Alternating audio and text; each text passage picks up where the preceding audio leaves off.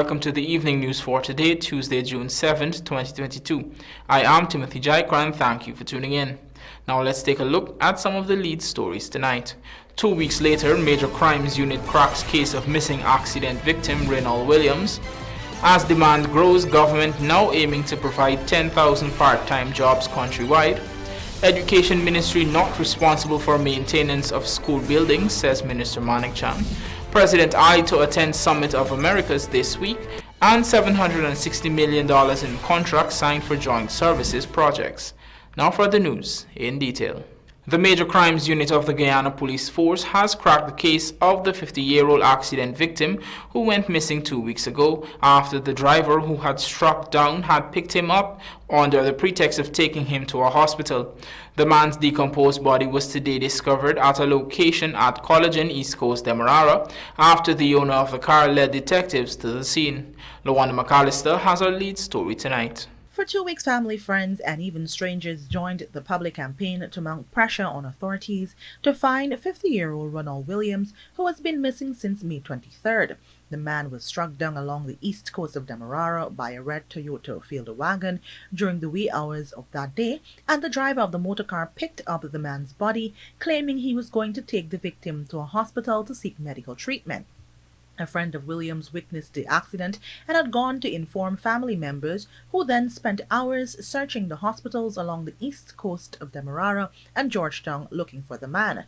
However, the man was never found and police were unable to render much assistance. The owner of the vehicle was arrested but later released on station bail. He had claimed that it was his nephew who was driving the vehicle at the time of the accident. However, the man reportedly told police officers that he does not know the name or the address of his nephew.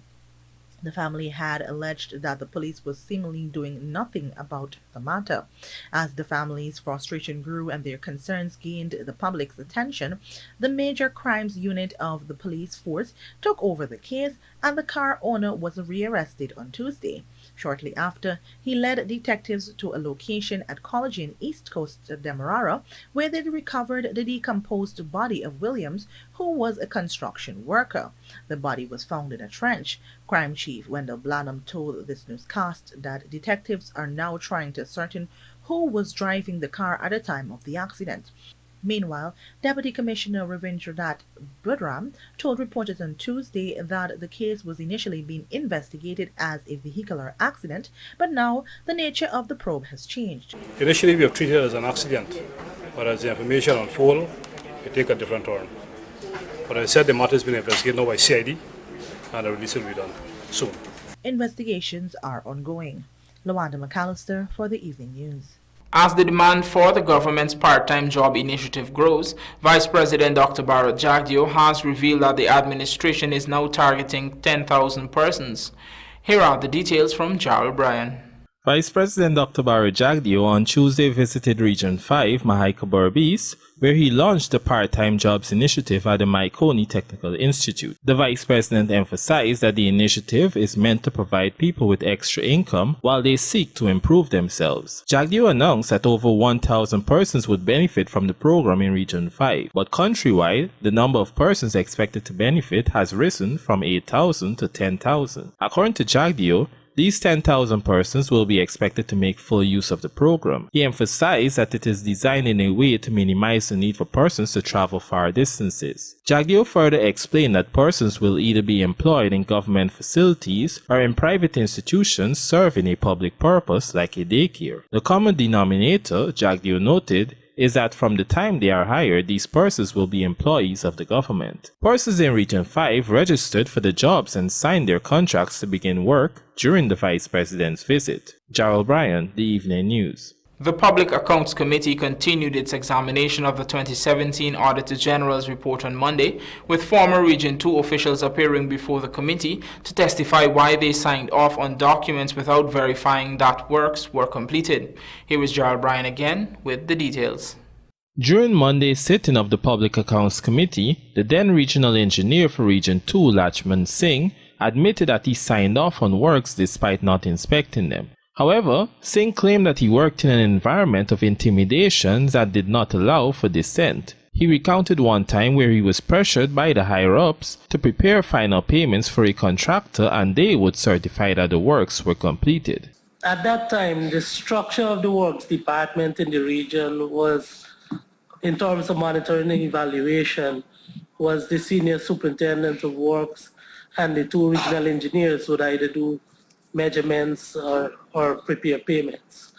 In this particular case, the senior superintendent of works, Mr. Mohan, who's present here, he did the measurements and returned to give his findings, where he indicated to both of us that the works were yet to be completed. It mentioned items pertaining to the bill of quantities. On that note, we would have communicated with the contractor that he needs to complete the work before we could execute payment. Singh also testified that the Works Department received award letters from contractors for works that they did not even know had been tendered. According to Singh, he wrote to those in higher authority in the RDC complaining about what was happening. In response, Singh said he was told to show the contractors the site and to stop making excuses for not doing his job. According to the engineer, he was even threatened with sanctions if he did not follow the instructions. Singh's story did not elicit much sympathy from some members of the PAC, with Ganesh Mahipal making it clear the engineer was still liable for signing off. If this committee is going to accept what is being said, that they were basically singing for their supper and that is why they did the wrong thing, then of course it is necessary for us to say that they're singing for their supper now and they have to say these things. And where is your document? Where is your documentation for that? I am drawing, I'm juxtaposing Where is your document? The one document he had that he wrote, one document he wrote, he spoke about the meeting, it's not speculative. He has a document. Where is your document?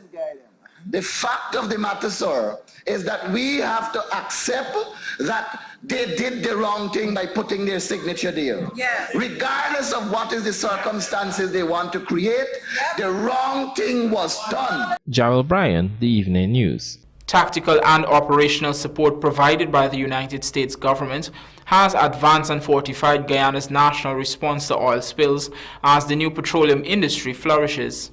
More in this Rupasina Ryan report. In December 2019, Guyana officially became an oil-producing nation, which presented new challenges like the possibility of oil spills and other environmental disasters. The Civil Defense Commission on Monday provided a recap on the series of training and support offered to 231 persons from over 30 agencies by the U.S. Coast Guard in building capacity to handle such matters. From June 2021 to April 2022, these efforts have addressed gaps in Guyana's management of any oil spills. CDC Director General Major Loring Bannons informed that a successful National Oil Spill Contingency Plan exercise was conducted through support from the National Oceanic and Atmospheric Administration and the United States Coast Guard. Throughout the exercise, the National Oceanic and Atmospheric Administration and the United States Coast Guard supported and observed Guyana National Oil Spill Response exercise, providing recommendations and advice where appropriate.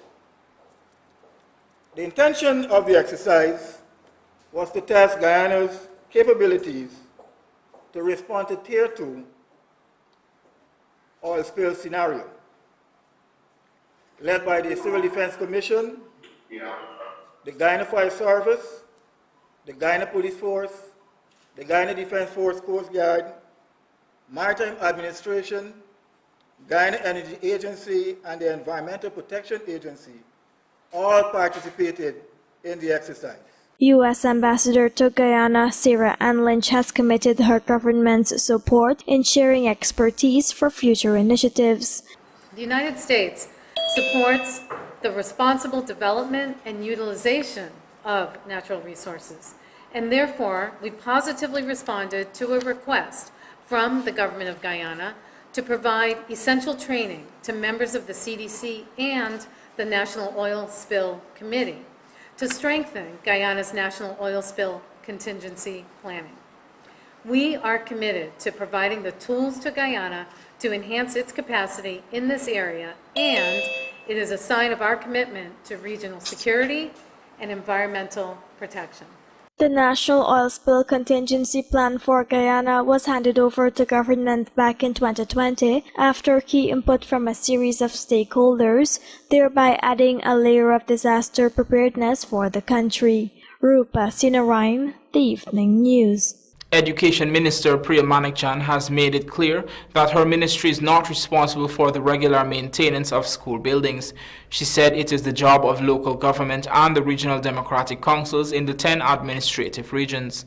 This position comes amid reports that St. Mary's Secondary School has a leaking roof which is reportedly not being addressed.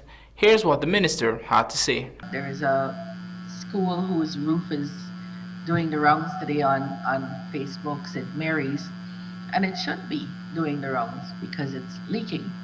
And as soon as people hear education or schools, they think Ministry of Education. Worse, they think MANICKCHAND. Don't want to be famous like that. We can't fix that. That is a school that falls squarely under the Ministry of Local Government. And so if other government agencies and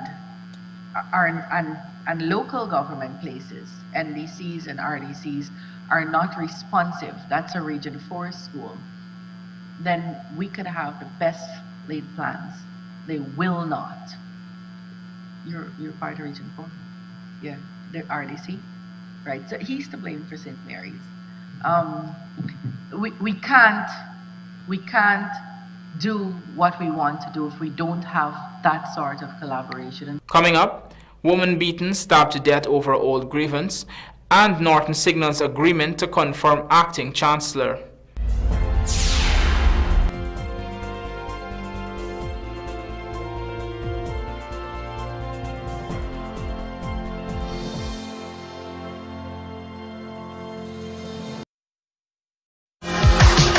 Heavy-duty equipment owners and mechanics transfer and dispense grease easily, quickly and precisely from 110 to 132 pound drums with a roughneck air-operated mobile grease pump kit from Sylvies. This durable product saves maintenance time, is designed to be portable, and keeps impurities out of your grease drum. Shop now at sylviesonline.com or visit our 31 High and Hatfield Street store. We also deliver. Call or WhatsApp 623.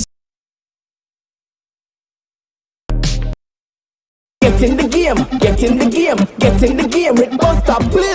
Get in the game with Buster. Win a full gaming setup, Xbox X, gaming chair, gaming speaker and headset, or any of over 60 weekly prizes like Oculus Quest 2, Mini 2 drone, Nintendo Switch, Xbox X Series. Just purchase any bottle of Buster, Turbo, Altitude, Classic, or Viva and look for the code on the bottle. Then visit Buster Instagram and Facebook at Buster Guyana for more details.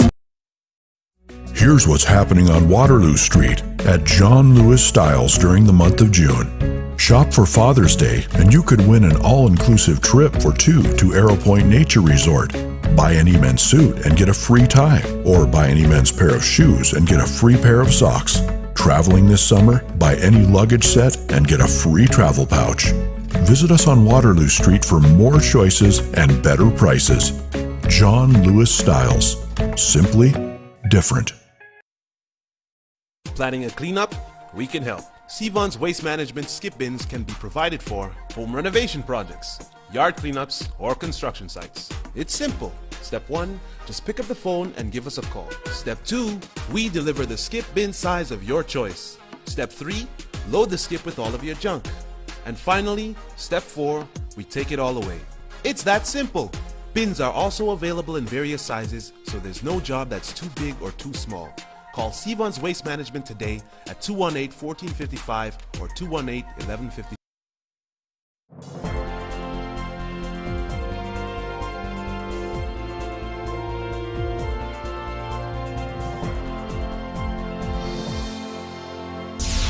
Welcome back. You're watching the Evening News. President Dr. Irfan Ali is leading a delegation to Los Angeles, California, USA, to attend the 9th Summit of the Americas, which is slated for this week.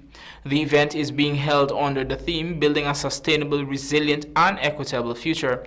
The head of state will be accompanied by First Lady Arya Ali, Minister of Foreign Affairs and International Cooperation Hugh Todd, Foreign Secretary Mr. Robert Prasad, and Ambassador George Talbot. Through the summit, leaders from the United States, North, Central and South America, and the Caribbean are expected to explore economic relationships and common goals for the Western Hemisphere. Discussions are forecasted to cover topics such as democracy, clean energy, digital transformation, climate change, migration, recovery from the coronavirus pandemic, building resilience, and boosting economic growth. A number of initiatives are expected to be launched in some of these areas. A female security officer was on Monday attacked and stabbed to death by 3 women and a man at Isla Penitence, Georgetown. The dead woman has been identified as 23-year-old Carol Davidson of Lot 191 East Rhymeville squatting area. Based on reports received, the woman was reportedly heading home from work when she was confronted by the 4 suspects over an old grievance with one of the women. During the confrontation, a heated argument ensued among them, and Davidson reportedly attempted to escape by running to the back of the yard, but she was again surrounded and beaten. Reports are that one of the attackers was armed with a knife, and she dealt Davidson 1 blow to her chest. After committing the act, the 4 attackers ran away from the scene, leaving the woman in a pool of blood on the ground. Davidson was subsequently picked up and taken to the Georgetown Public Hospital, where she was pronounced dead. The 4 suspects have since been arrested. 9 contracts valued in excess of $760 million were on Tuesday signed for the facilitation of developmental projects under various entities of the Home Affairs Ministry. Rupa Sinrang tells us more. Home Affairs Minister Robson Ben was present as contractors signed the contracts for 2022 capital projects spanning works for the Ghana Police Force, Guyana Prison Service, and the Ghana Fire Service. The works to be executed include 4 command operation centers for Regions 2, 5, 6, and 10. These 4 contracts are pegged at $129.5 million. For the Ghana Prison Service, the construction of a senior officer living quarters and a security fence at the Lusignan prison will be executed at $154 million.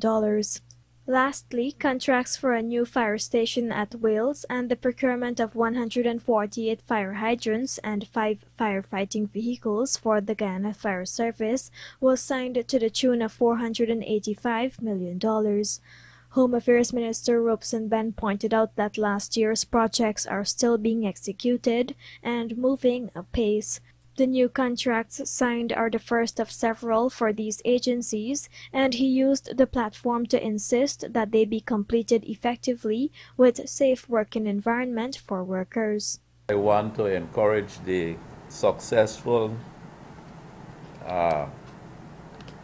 companies, contracting companies and others here who would be providing the work here for the facilities and the assets which we are acquiring here today. I have to say again that we want our projects to be delivered on time, on specification, and on quality, and we want that our workers or people who are working on these projects to be maintained and supported in a safe manner. Companies were also encouraged to facilitate apprentices on these projects, providing them with the skills to gain employment. Rupa Sinarain, The Evening News. Climbing novel coronavirus positives is the continued trend in Guyana's current spike in the pandemic, with active cases growing close to 1,000.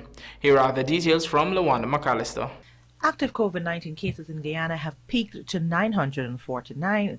Some 29 patients are hospitalized, 17 of whom are being monitored at the Infectious Diseases Hospital. So we have 9 cases in Region 1, 66 cases in Region 2, 96 cases in Region 3, 524 cases in Region 4, 50 cases in Region 5, 147 cases in Region 6, 18 cases in Region 7.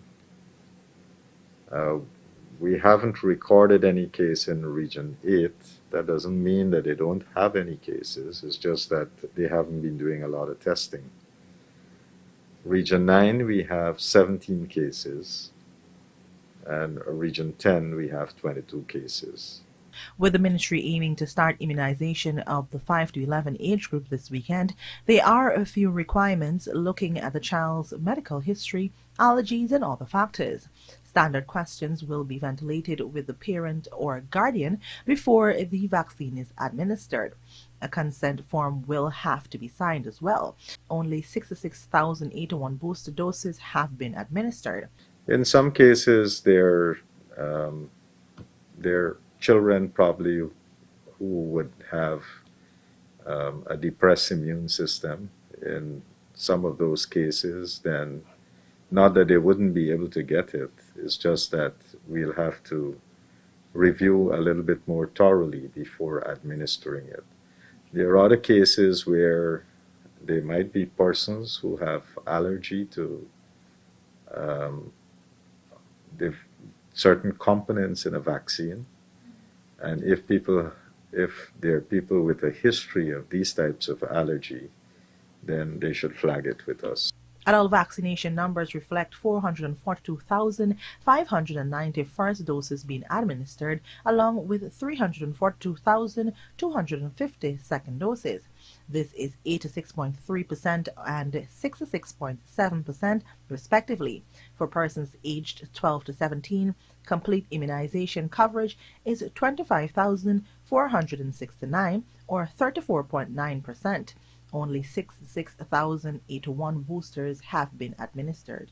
Opposition leader Aubrey Norton has dispatched a letter to the government indicating his agreement to current Acting Chancellor Yonette Cummings Edwards and Acting Chief Justice Roxanne George being confirmed in their roles. Charles Bryan has the details. During a press conference on Tuesday, Opposition leader Aubrey Norton expressed his confidence in the two judicial officers being confirmed. To this end, he has had a letter sent to Minister of Governance and Parliamentary Affairs Gail Teixeira indicating his agreement. This morning, Mr. Roysdale Ford, Senior Counsel and Member of Parliament, representative of the Leader of the Opposition, informed Ms. Gail Teixeira, Minister of Parliamentary Affairs and Governance, that in keeping with Article 127(1) of the Constitution, that the Leader of the Opposition is in agreement that Justice Yonette Cummings Edwards and Justice Roxanne George Wilshire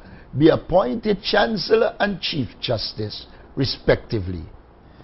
In this regard, the Leader of the Opposition has fulfilled his constitutional responsibility, since all that is needed is agreement. And I have agreed. Asked if he has any intentions of meeting the Acting Chancellor and Chief Justice, Norton made it clear he has no such intention. According to Norton, however, the two judicial officers are qualified and moreover have demonstrated their impartiality through their rulings over the years. I have no intention of meeting with them. I don't think it's the correct thing to do, since they are expected to operate as independent arbiters on matters involving government, political parties, etc. Now, as it relates to their abilities, we have seen them over the years. We know their qualifications. We know what to recommend them. They have ruled on many matters. And so, in my opinion, and in the opinion of the APNU AFC, and this I've spoken with Mr. Kemrad Ramjitan on, we accept that the people are capable, they have the requisite skills. Remember, this is one of the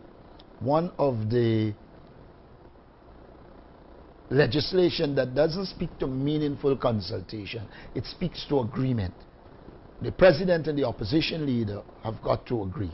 Norton noted that the ball is now in the President's court when it comes to confirming Acting Chancellor Yonette Cummings Edwards and Acting Chief Justice Roxanne George. President Dr. Irfan Ali has already said that he has no issue appointing a Chancellor and Chief Justice. However, he had indicated that he would consult with the opposition leader on the issue after the service commissions are appointed. Gerald Bryan, The Evening News. And now for a look at the bridge reports. The Demerara Harbour Bridge is scheduled to be closed on Wednesday, June 8th at 23 hours 30 for a period of 1.5 hours. Meanwhile, the Berbers River Bridge is scheduled to be closed on Wednesday, June 8th at 10 hours 20 for a period of 1.5 hours.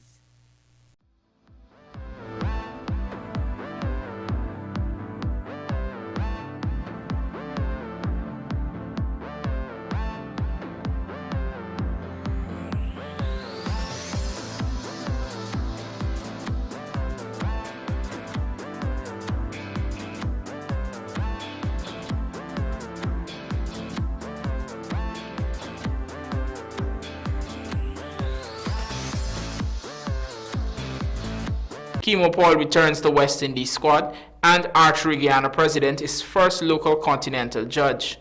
Details of these stories and more in the Sportscast sponsored by MacCorp coming up on the other side of the break.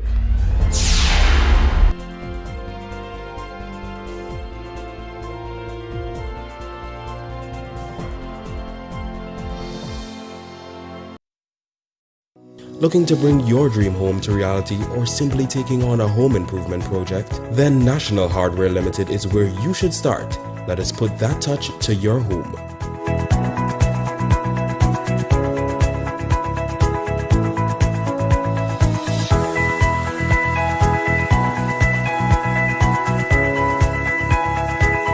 Choose from over 1,000 Berger Paint original hues for any surface.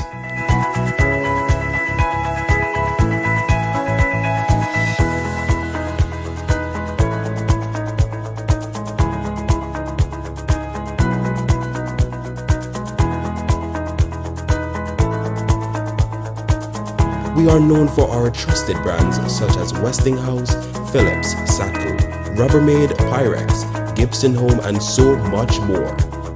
National Hardware Limited, your do-it-best store, located in downtown Georgetown and industrial site Rijnveld. Try our virtual sports and win big with so much matches to choose from. Betting starts at $100. Play for your chance to win. Log on to www.superbet.gy or visit any one of our agents to place your bets. Terms and conditions apply. Have fun and play responsibly. Must be 18 and over to play. Ultra Lubricants, the leading lubricants for tropical conditions, has been serving you for over 40 years, extending the life cycle of your vehicle's engine by protecting it from wear and corrosion, removes impurities, and reducing frequent vehicle oil changes. Ultra Lubricants is for every market, from two-wheel light vehicle to trucks, construction, agriculture equipment, mining activities, and boating. Ultra Lubricants, world-class lubricants for tropical conditions, distributed by Industrial Supply of Guyana, Inc., and available nationwide.